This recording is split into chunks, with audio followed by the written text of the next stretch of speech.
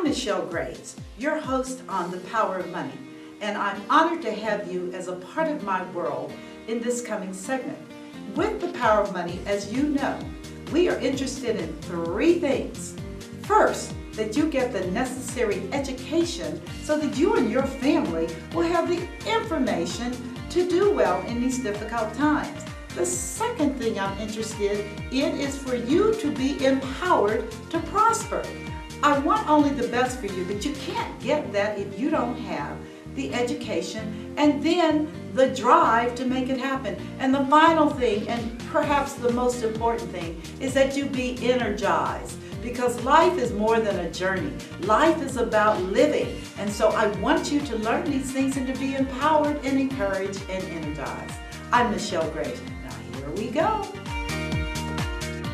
And here we go. I'm Michelle Graves, and as always, I'm delighted to be a part of your world for the next hour on this segment of The Power of Money. And again, just happy to be in the studio with one of my favorite people, favorite people, Derek Robb, who I've known for almost 3 decades. And you're telling our age. I know you. I'm telling your age and telling mine too.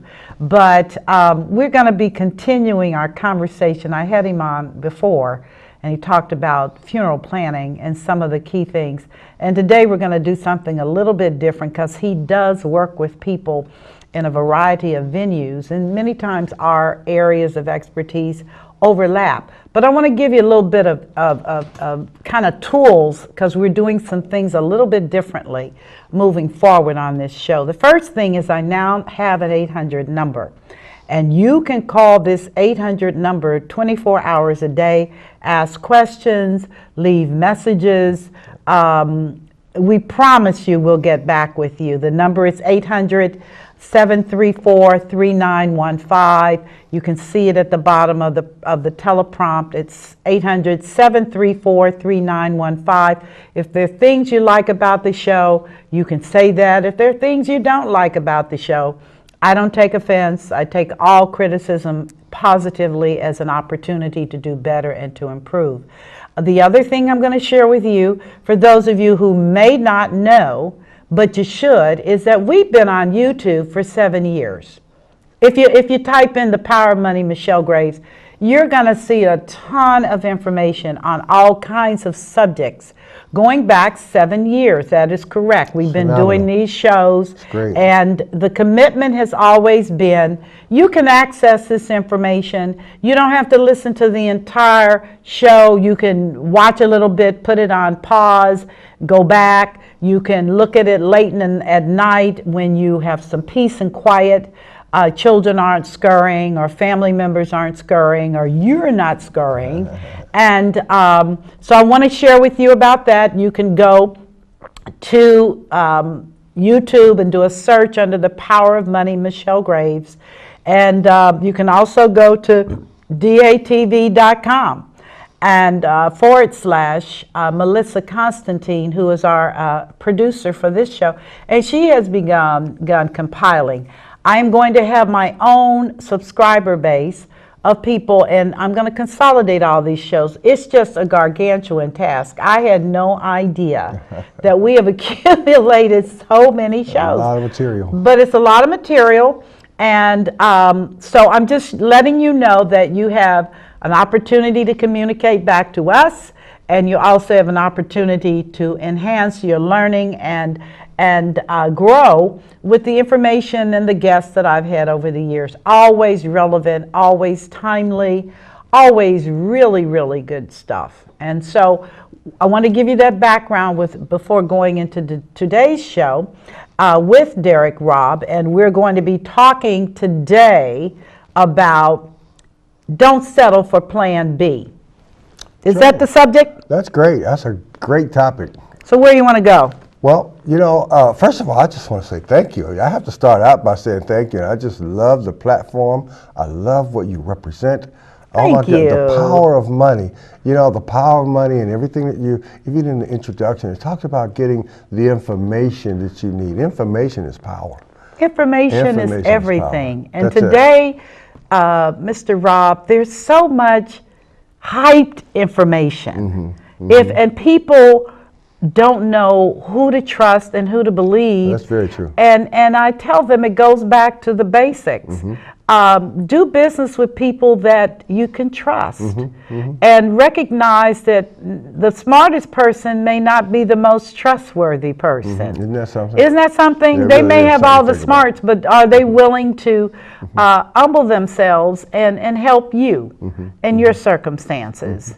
Well, you know, one of the things we talked about in just our many conversations is that all the time and energy we have put into developing ourselves and the experiences that have come our way to bring us to where we are and who we are today. You mentioned we've been knowing each other for at least 3 decades, so I can't say I'm under 30 anymore, not today. But through those 30 years, I mean, prior to that, we've always done classes and continuing things. And we're cross-trained in so many different areas, and sometimes people lose that when they approach a person. They think that that's the only thing that they know, and they're not going to really add more substance to maybe where the situation is. Well, I think, Derek, credentialing and experience trumps everything. It does. And that we put in years. When I tell folks I owned a mortgage bank, of course I know banking. Right. Of course I know finance. Of course I know insurance. You do too.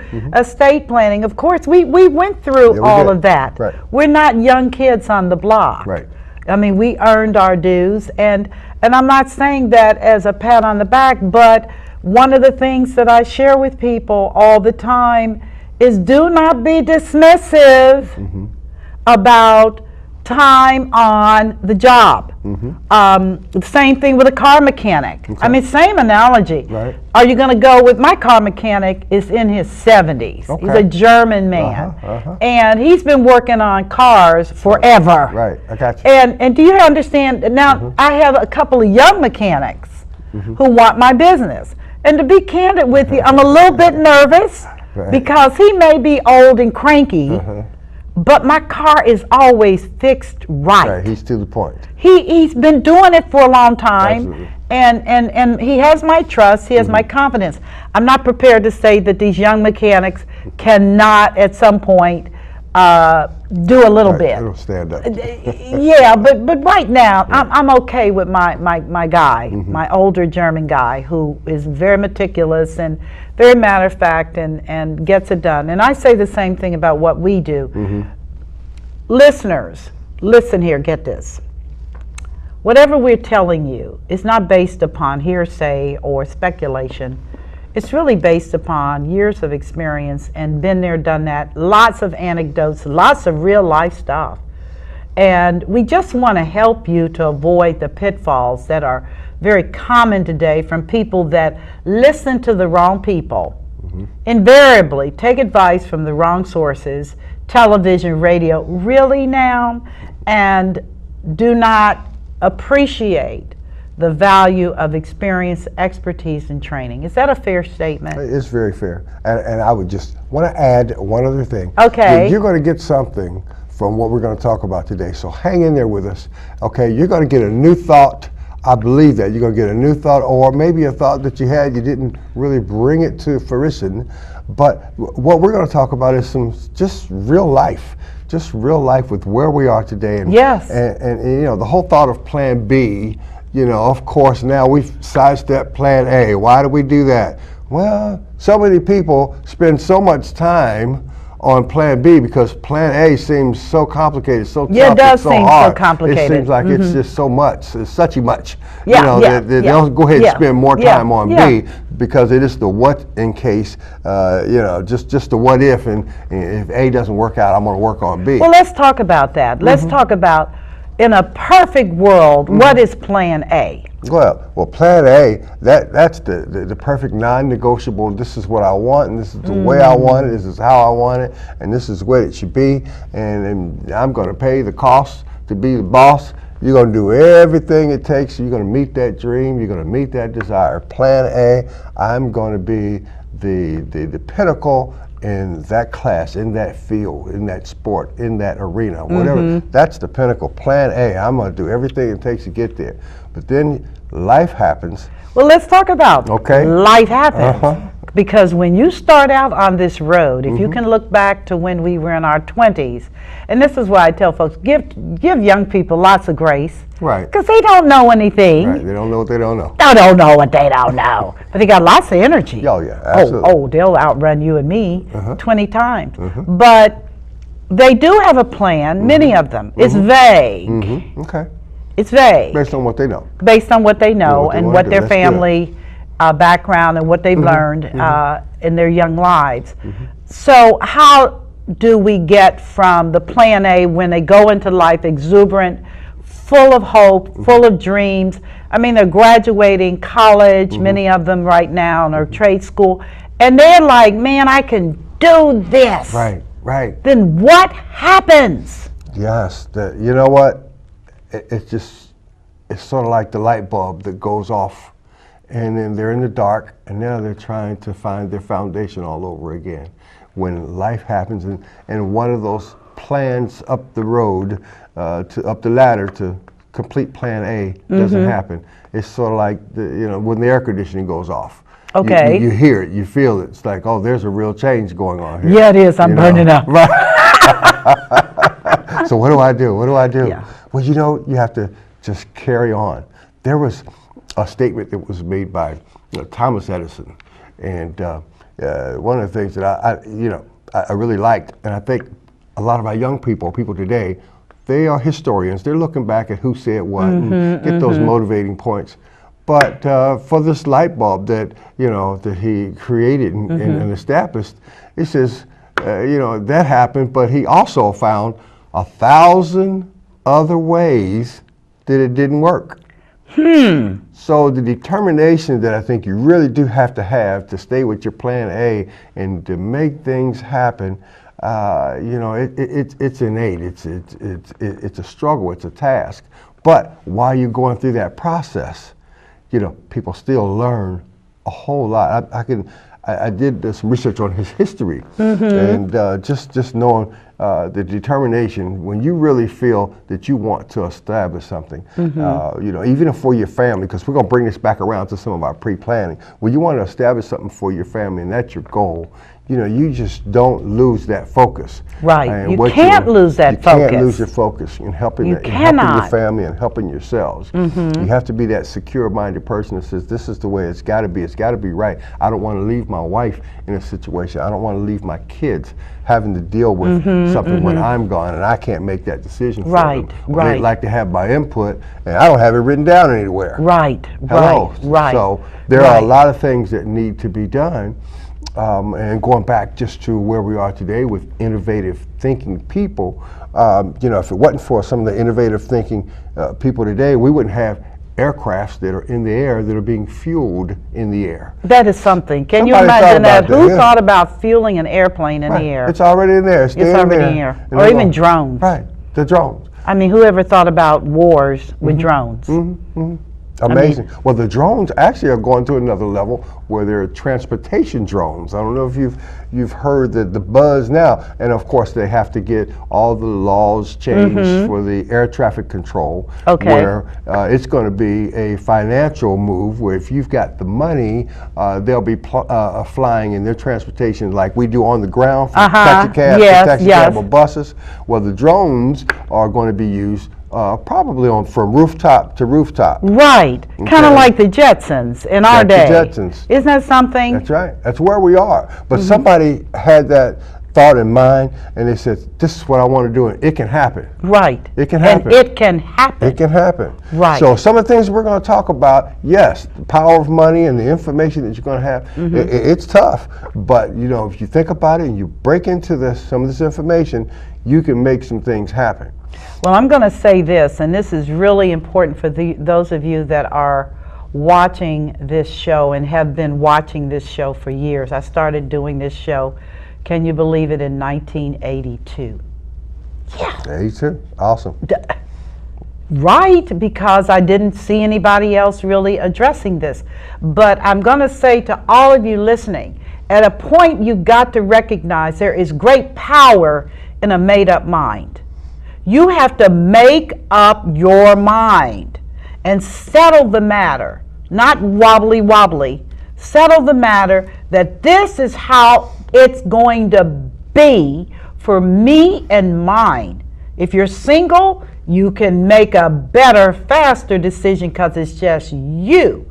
But at some point, and the sooner the better, you have got to make up your mind that I'm going this road. Come hell or high water, I'm going to reach this goal. Why? Because a whole lot of things depend upon the power of your made up mind. Mm-hmm. Am I right? That's it, and because that's where you sort of center your focus. Right. You center your focus, and the things that you focus on, those are the things that come to fruition. Okay. You know, so it sort of goes back to what we were talking about the plan B. Okay. Now, I want to sort of talk about to your audience the power of pre-planning. The power of planning, period, is just powerful all by itself. Writing out a plan, having things sort of detailed from, you know, from this point to the next point. First things first. You know, doing things in an orderly fashion so that you can accomplish a goal. You don't have to, you know, backstep and scurry around. Trying to figure things out, and you've already done this, and you know, I got to start over again because I didn't do it right. So the most important part of that is getting some information so that you can make sure you're on the right track to get some things done. Okay. Okay. So how do we go from plan A to plan B? Well, plan A is a toughie, but plan B is the what if plan. Okay. What if A doesn't work? Okay. Sometimes plan B can be a better plan than plan A. Okay. Okay. So, and it's sort of okay, but it's the mindset that we have to have that B is okay. Now, when you get beyond B, oh, well. You know, we're looking at C, D. E.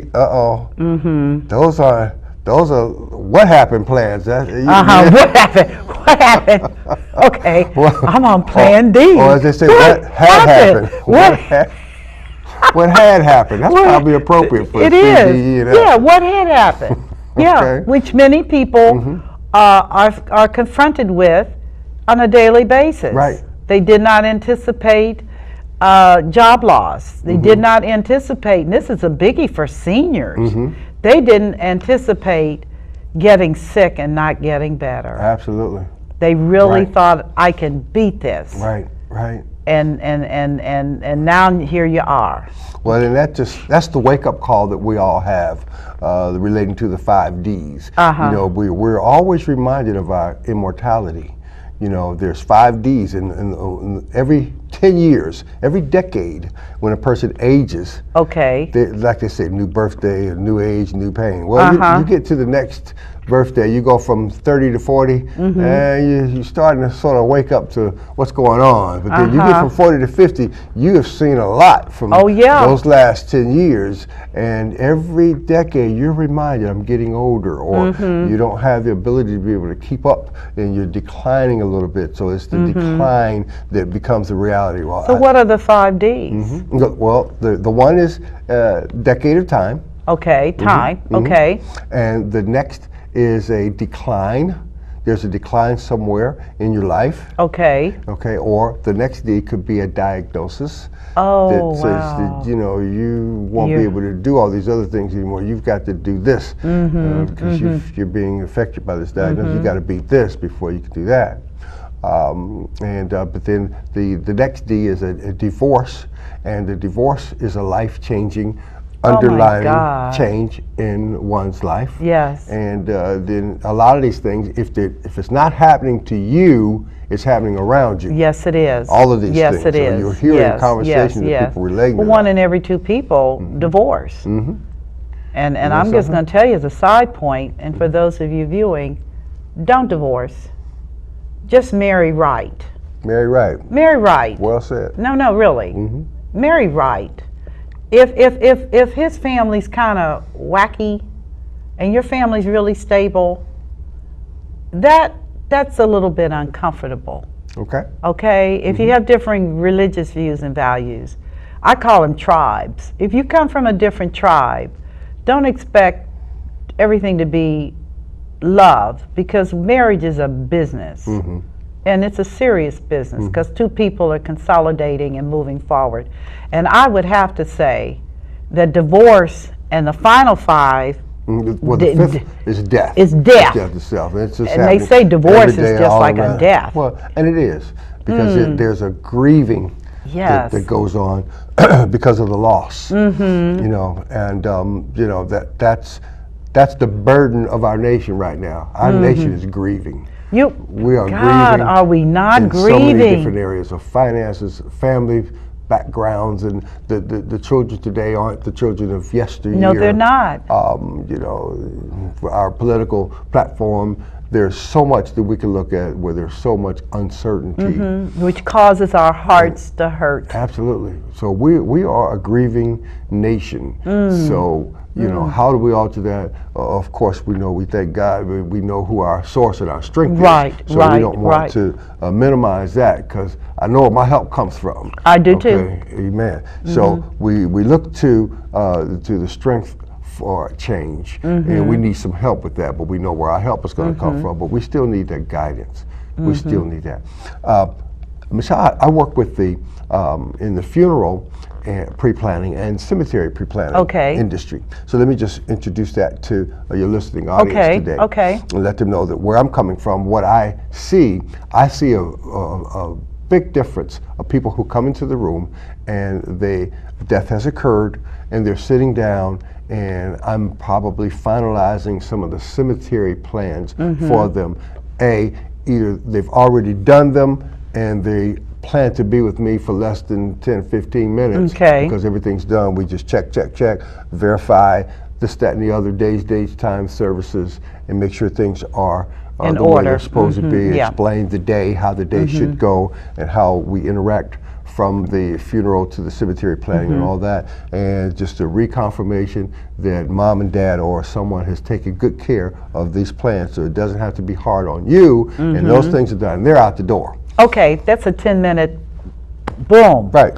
Great. Doesn't that sound like... That sounds wonderful. That's a good gift to pass on to someone. That's a very good gift. That's a great gift to pass on to someone.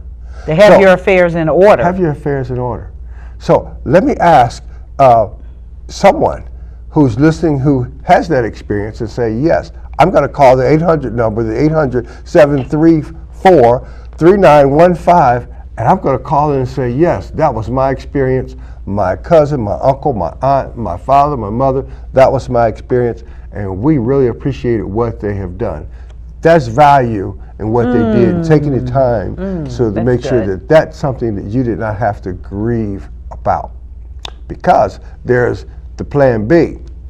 It'll be okay, I'll just let somebody else take care of it, frame of mind. Where does this come from? Who knows? No, you're the professional. You sit down before people. You call them. Well, it comes from people allowing someone to do that too. So I'm going to say we all should take responsibility for one another, and then we should also be accountable for ourselves. Hello, somebody call about that.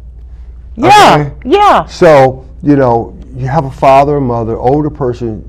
I know it's a hard conversation to have. That's probably what somebody's thinking. Oh, I don't want to do that. I know they don't, but because it can be hard. It's much better if you would go ahead and open the conversation with them, because they would like to talk about it with someone to say, these are the plans I have, and help them to get it written down. Take that burden off of the person that's an older person. Ask them, do you have it? Well, where are your plans at? And at least have those things written down. Well, I will tell you, as I've said before, and you were part, my mother's affairs are ironclad, done. What she wants, what she doesn't want. And she was very sensitive. And this is one of the things about getting older. Elderly people are super sensitive about family and about not causing trouble. Yeah. But many times it causes trouble. What you don't do, you know, you leave the situation to happenstance. It's going to happen. Someone's got to take care of you. If you don't take care of your affairs, somebody's got to take care of it. And I think the misconception in our nation is the family that says the oldest person in the family will take care of that. They're the oldest. Well, that oldest person probably has done enough. Maybe doesn't want to do that, and would rather have input from everyone. Right. So in addition to that, that person might not be the best person to do that, and if mom or dad knew that was the case, then write it down and share it with the family that you'd like to have this person to take care of these things. They're written out. If they can get that far to write it down, that's great. Instructions, personal instructions. But there's no rule and there's no law that says, the oldest person has to do any of this. And that's where a lot of the grief comes in also, because people are thinking, well, I'm just gonna get railroaded. I'm way down the totem pole. I'm the second to the youngest in my family, so they're gonna look at me like I really don't know what's going on. Although I've helped my friends and do a lot of planning, but I'm not the oldest. So well, that's something that has to, and it's going to change anyway, because the oldest many times is not even local. Okay, they may be anywhere. I mean, and family dynamics. I don't know what happens with people over time, but family dynamics change.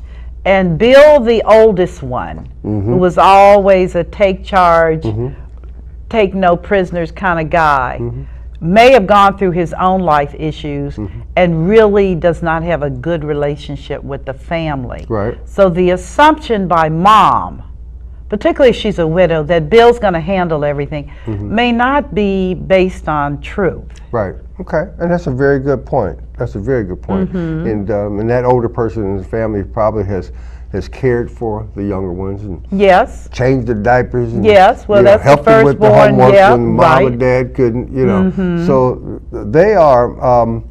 It's a word I'm looking for. They really are a little bit apprehensive. About do they want to do something that permanent and that final. So have that. That's why the family discussion is needed. So that's another whole show. We talk about the family structure and all that. Now I'm not going to lie to you about this. I don't know if I'm going to be here for that one. Okay, but that's because I may be having people strong. calling that 800 number. All right, going off. But it's something to think about, isn't it? So if you haven't done your own planning, just know that someone's going to have to do it for you. And if you were to take the time and be accountable for yourself, establish some planning. And I'm not talking about spending any money. You didn't hear me say money. Plan. Get with someone. Get with myself. Get with a professional that can help you to sort of itemize the things that's actually needed. Because there are funeral planning that needs to be done all by itself. The disposition of the body, picking up the body. Who do you trust? Who do you want to do that for you? And once all the funeral and everything is over with, then where is your final resting place? And those, by the way, are done with in many cases, two different entities of business. Which a lot of people don't know. Well, they don't know that. They'll go to a they funeral think a home. Cemetery is they're not. I happen to work with a combo unit company, which means that we also are a provider of funeral services as well as cemetery services. Okay. And it's Spring Grove, which is a location in the Oak Hill location that I spend most of my time at. But that's not always the case. And let me tell you the scenario that happens with many people. They're thinking insurance. Oh, we've got insurance. That's probably what you're thinking now. We've got insurance. That'll take care of everything. Will it? Okay. Depends on when it was purchased. Okay. How much it is. And that is the question. How do you know it's going to take care of everything unless it's laid out and identified what the services should look like and the costs for goods and services today. Maybe mom and dad purchased a $10,000 policy back in the day. Yeah, back in the day, and they think, well, at $10,000, that was probably really good back then, But I see families today saying, no, wait a minute, we're going to have this great service. And in addition to that, there's some things that I want to do for my family. I want to have a great reception for the family so that it brings my family together. If they don't come together no other time, because y'all know y'all don't want to get together, you didn't call me on my birthday, you forgot about me on Christmas, you know, I'm going to try to, I'm going to try to bring you all together and let you know that I love you. I've got a gift for you. I couldn't even give it to you when I was living. I'm going to try to give it to you. I'm gone. You can't really see me anymore, but I'm going to let you know I loved you then and I still love you now. Yes. You know, so there are sometimes people spend the extra money because they do want to express themselves, but if that's not written down until they're paid for, it can sort of go under the bridge, and the family, the oldest person in the family get together and say, well, we don't need all that. Oh, okay. We don't need all that. Well, yeah, let's just have the service, and there's the policy. They show up at the funeral home. Okay. We've got a $10,000 policy. Well, let's not say it's 10. Let's say it's 8. Okay. They got 2 4s. They got a 4,000 and another 4,000. Okay. So here's what you got, funeral home. You got to do everything you got to do with this. Make it work. That's probably about the conversation. Make it work. Make it work. Make it work. So the funeral home has to ask, well, have you pre-planned anything else? I know you're here to take care of your funeral, but have you taken care of the cemetery? Is that already paid for? Is that already paid for? Do you have heritage at some place that all your family members at? Did you've already sort of pre-purchased a plot next to another Uncle Joe or you know, family together? Is that already taken care of? And the answer is no. They haven't pre-planned. Can't you do that? No. Well, we don't know what that cost is. So now you got to make sure that back end, the Plan B planning comes into effect. And now you're on Plan C because you don't, you know, you got Plan A you thought was good enough. With your little 4,000, yeah, 4,000. 4,000 here and there. And you find that the cost of funeral services today, if it's traditional funeral services, are anywhere from that $6,000 to $8,000. It and could higher. be actually spent. Could be. Could be. Depends on what you want. Right. How you're doing things. So funeral's over and money spent. Now what? Well, this is where I get involved. Now what? You know, because you got a widow. Most often, you may have unpaid debts. You may have a pension that has not been properly set up so that she gets money. Your savings may be minimal. And all of a sudden, everybody's gone, and Derek, she's left behind. Left behind.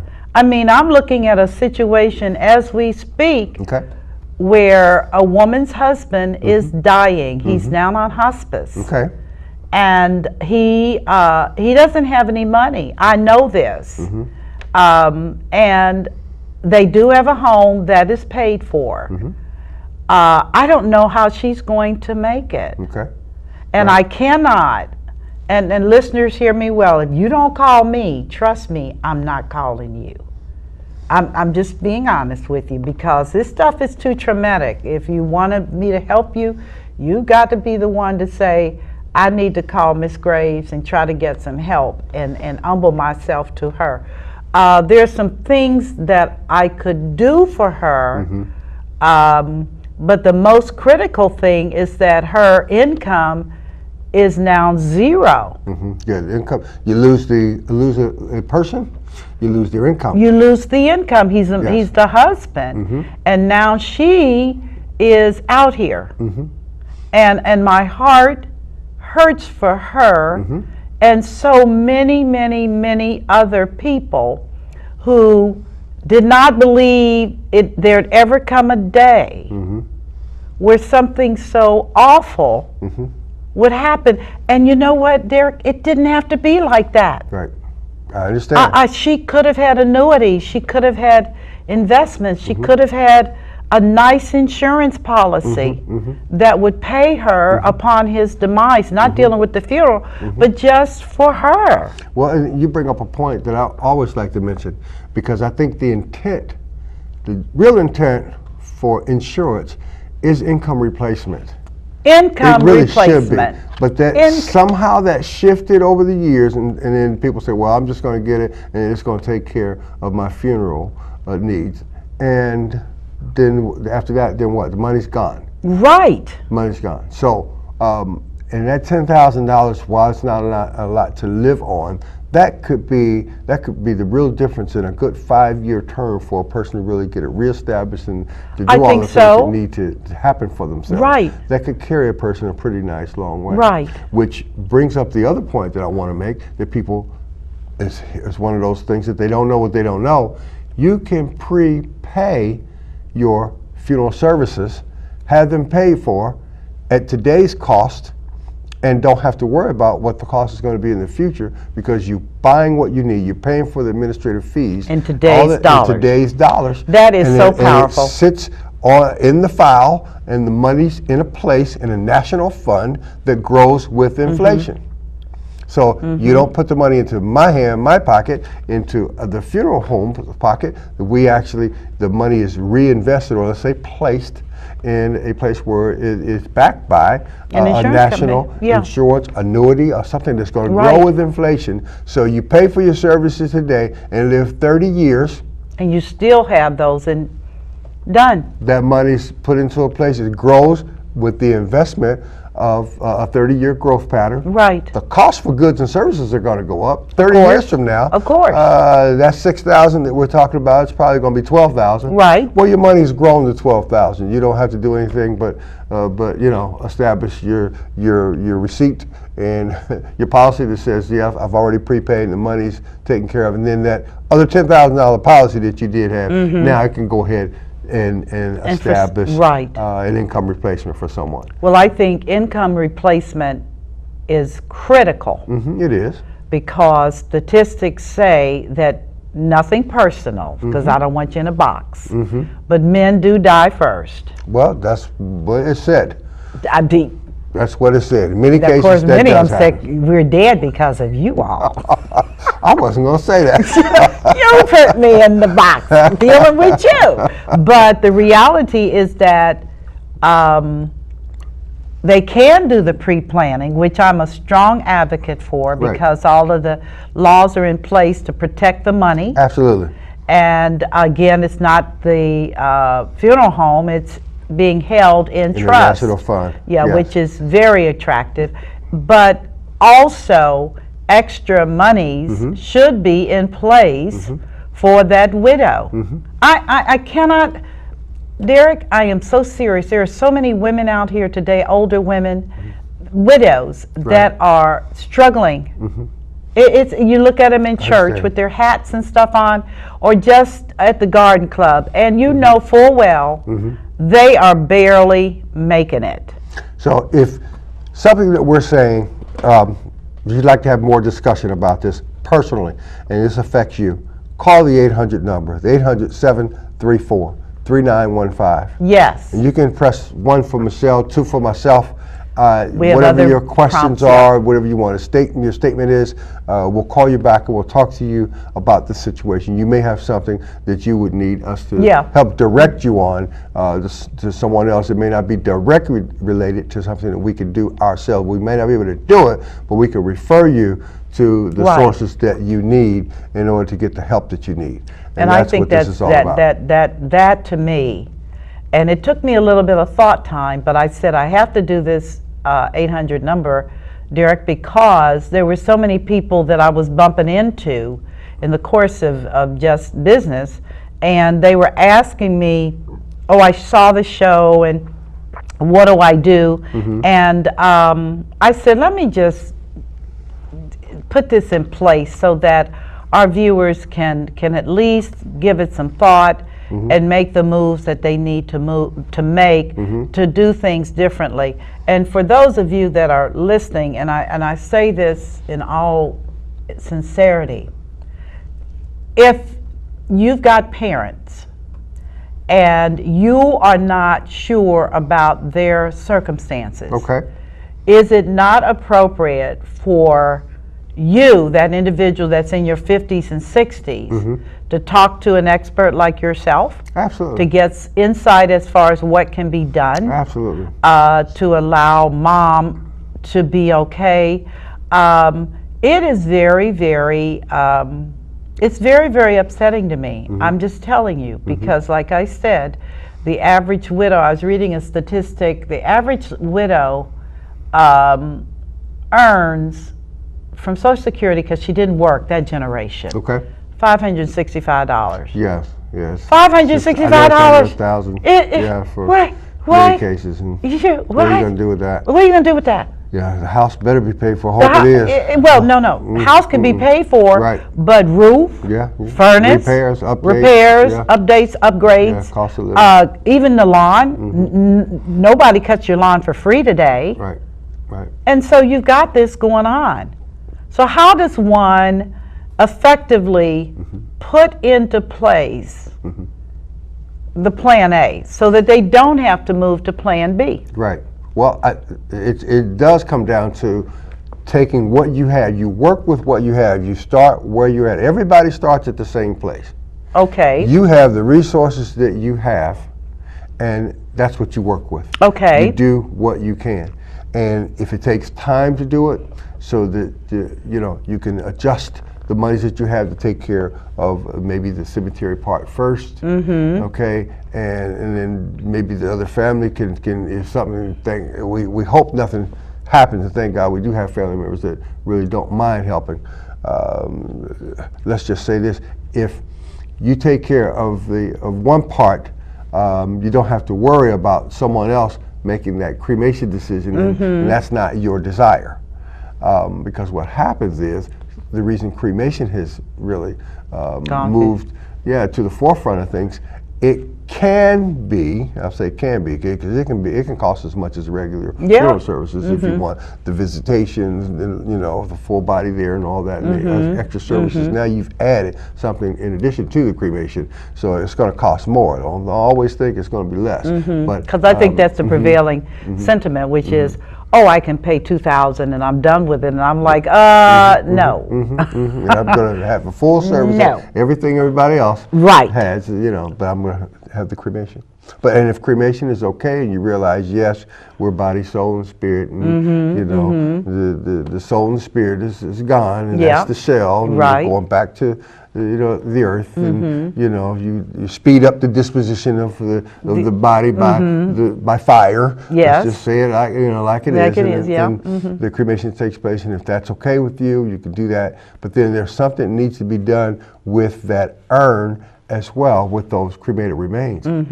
There should be memorialization. There should be a final resting place, even for that urn, the cremated remains. Right. Not that in the living room. Human. Not in the china cabinet. I'm like, not over the fireplace. Okay, that's happening, and that's not where I think a person really should be. I remember me telling my mom I want my own room when I was growing up. And I think, when a person has had their cremation, taking place, they need their own room. They need their own space. And you can go and visit them and have your words. For years to come. For years to come, and grandchildren. I think you're right. Yeah, so they could be in-ground. In today's world, we have the places that are called the columbariums or mausoleums, a niche that they could go into. And they are affordable. So there are some affordable ways to do some things, and it just takes a plan and writing it out. And that doesn't say you have to pay for it, but first get a plan. Yeah.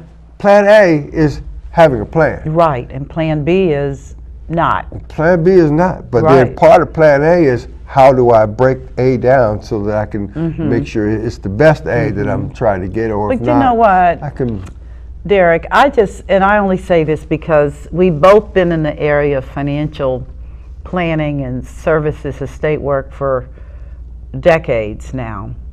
And I can tell you, I am not at all surprised at who is able to get to the finish line with dignity. Beautiful. and who is not. I wish I could sit up here and say, because it sounds like I'm stereotyping, but I will say that people that do not plan, they do have a plan. Okay. The plan is operative, whether you input or not. Okay. Because just like we come into this world, and we have a finite amount of time, and then we will have our encounter with destiny. You're out of here. Whatever you didn't get worked out, you're done. And that is a harsh reality of life on planet Earth. It affects all human beings. You come here, you have a proscripted period of time, and then you're done. Some younger, some older. But the reality is that I have just simply found that people that order their steps and hold themselves accountable. Okay, very well said. Hold themselves accountable for their well-being through life, not just at the end, but decisions about children. Okay. You don't have to have a child when you first get married. Right. You actually can wait a long time. Right. And never have any if you don't want any, or you can adopt. There's no options that tell you how to live your life, but again, the planning. And that I can tell you, even with the best laid plans, you're going to have bumps. Right, there's some bumps in the road. There are bumps that are called it's not a perfect plan. life. Life happens. Life. Life happens. Whoa.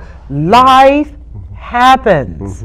And most times it happens when you're not really prepared. Isn't that something? Isn't that something? Right, you got to pivot. You're like, oh, wait, let me flex here. Let me, as my trainer says, flex those muscles. Here you go. Here we are. You didn't count on your parents getting sick. You didn't count on getting sick. You didn't count on retirement turning out to be what it is, which is I didn't save enough money. Right. Yeah. That's another show too. Oh, Yes, $25,000 is what the average baby boomer has saved. And I'm going to tell you right now, I talked to an associate of mine, I haven't seen her since high school, and she said, she said, what are you doing? I said, I'm working. And she said, well, I'm retired, but I need to be working. And I said, what happened? She said, Michelle, I just don't have enough money. Right. Well, and in some cases, the financial markets have let them down also. I couldn't agree more. Okay, so I couldn't agree more. 2008 was not absolutely a pretty thing, and I don't care what anyone says, what the stock market is doing. When you've lost money, right, it's hard to come back. Yes, yeah. Even with this, it takes some time, but still, that loss is real. Loss. Yeah, you've got to make up for that by doing some things. You do have to make up for it by doing some things. But I would have to say that for anyone who is looking to have a completed plan, a responsible person, they must go on and get their end of life planning in place. Well, absolutely, and I'm really so glad that we're focusing on this because it's going to happen to every one of us, and that's the reality. You can't escape. Nobody's getting out of here and able to come back and really just talk about it. We do have some people that make some claims and how they experienced or they saw what looked like death to them, and I can't argue with that experience. But they're still here, so they didn't finally happen. They're still here. Yeah. So I know a few people that are biblical people that really, were raised back up. Yep. But that's not the case. But the thing that we want to look at is people that are purchasing anything. You have to be ready, willing, and able. Okay. Ready. You have to be, you have to have the urgency. You have to really identify the need. Okay, then you have to be willing to make some kind of a sacrifice, put the time in to do the research, okay, as we're doing some of the things we're talking about today. And then your ability, you know, you've got to put some money down, or you're going to put some money in place, or you're going to pay for it. Nothing, you got to pay for it. There's no free ride. There's no free ride at all. So ready, willing, and able. And then what gets me is that we talk about the economics of this. Yeah. The people that have the least need all of this the most. But people that have the resource funds, and they're the ones that in many cases they'll say, well, we'll wait. And they don't mind paying that extra. They'll pay $10,000, 12. I've seen $14,000 for a funeral service, and because they're going to get this, you know, elaborate casket. The casket may be $5,000-7,000. Right. You know, entertainers spend, you know, $10,000, $20,000, $30,000, $40,000 for just that casket that's going to hold their body. Or they may do the Michael Jackson Museum. So if you've got something, they pre-plan those. They certainly did. Okay, so all things were in place. Just happen. But there are many people that have the monies and they say, no, I'm just going to be like the Jack and the Beanstalk. I'm just going to play with my money and hold it and play around with it. And when that time comes, I'll leave. I hope I have a little bit left for somebody to take care of. But those are the people that say, well, I'm just not going to do anything until time comes. They're not ready, willing, and able, even though they have those resources. Well, I'm going to tell you how I feel about people that don't handle their affairs with a level of maturity, and that to me is maturity. All right. It's maturity that says, I recognize this is going to happen. It's kind of like, and we talked about this before, why buy car insurance if you've never had an accident? I've never had an accident in my car. I've never had an automobile accident, period. Wonderful. Yeah, angels. I never, but I pay State Farm religiously for a Cadillac policy because just in case. Yes. Have it in case you need it. You know, I don't want to be out here messed up. Right. And the same thing with homes. Why do you have fire insurance? Right. If your house don't catch on fire. But I'm here to tell you, a couple of months ago, a couple of houses down from my mother, a house did catch on fire. And burnt to the ground. Yeah, it's getting close to home. When the situation. Oh no, we were like, and I asked him. I said, "You are current on your homeowners fire?" And they said, "Of course. You know, but we don't want it like that." And I said, "But that's called life." Right, life. So you plan so these things are covered just in case. I can't plead with people anymore. You're a better person than I am, Derek. I can't plead with people anymore about the necessity of planning. What I am looking for is people who are ready, willing, and able. Ready, willing, and able. I'm not looking for anybody else. Right. That's right. Because I don't have, there are 250 million Americans running around right now.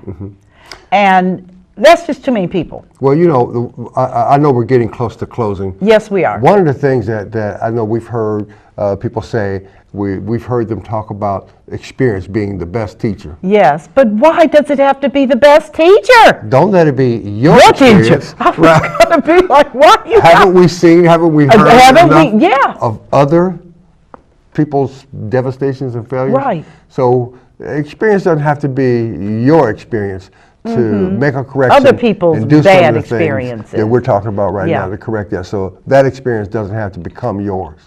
So kind of to summarize, because this has been a good show, and again, for those of you that are viewing, I encourage you, if you've got questions, you got comments, you can call the 800 number and just follow the prompts.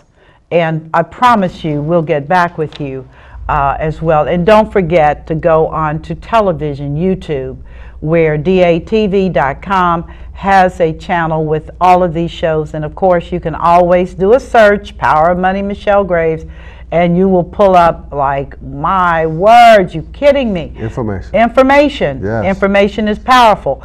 If you have all the answers, then you don't even need to be watching this show. You don't even need to be in this country. You need to be buying your own private island with your yacht and your plane and having at it. But for those of us who do not have it like that, information is extremely powerful. and what Mr. Robb has been talking about with as in his capacity as an advisor and currently in the end of life industry, Right. which is, by the way, booming because folks are dying. Leaving here. They're leaving here. Look at the obituaries in your newspaper, which I do every day. I used to not do that. I used to think that that was something that just old people did. But I look at the obituaries. Oh, 30-year-olds. I look at the obituaries every day now. 40-year-olds, yes. And they now put them in big print. Big print. They don't put them in regular newspaper print. They put them in big print so you can see their age, you can see all the above. But death does not discriminate. It is an equal opportunity person. Right. You're out. Time's up. And you want to make sure that all things are in place, particularly for those of you who have families and children. Making sure all things are in order, making sure it's not just about calling an 800 number on television and getting a cheap term policy, which you probably aren't qualified for anyway, but it's about laying out a plan that covers all things and then being willing to make the necessary sacrifices called life, called maturity, Yes. called discipline, Yes. called sacrifice, Preparation. called nobody's going to do GoFundMe.com for you. It's about doing the things that are needful and necessary. So on those closing points, you don't want to do a plan B when you have the opportunity to do a plan A. Just remember, Yep. there's no substitution for preparation. There's no, No substitution. that's a good one. That's a good way to end this show. There's no substitution for preparation. And so on today's segment of The Power of Money, Thank you. thank you, my Appreciate being here. friend. All right, I'm You- looking forward to your callers. Call. Oh, I'm expecting people to call. Wonderful. And again, thank you all for being a part of my world, and look forward to hearing from you in real time. Okay, in real time. time. I'm Michelle Graves, and again, in closing out today's segment of The Power of Money, may God's peace be with you in the days ahead, and I thank you for joining us. You take care.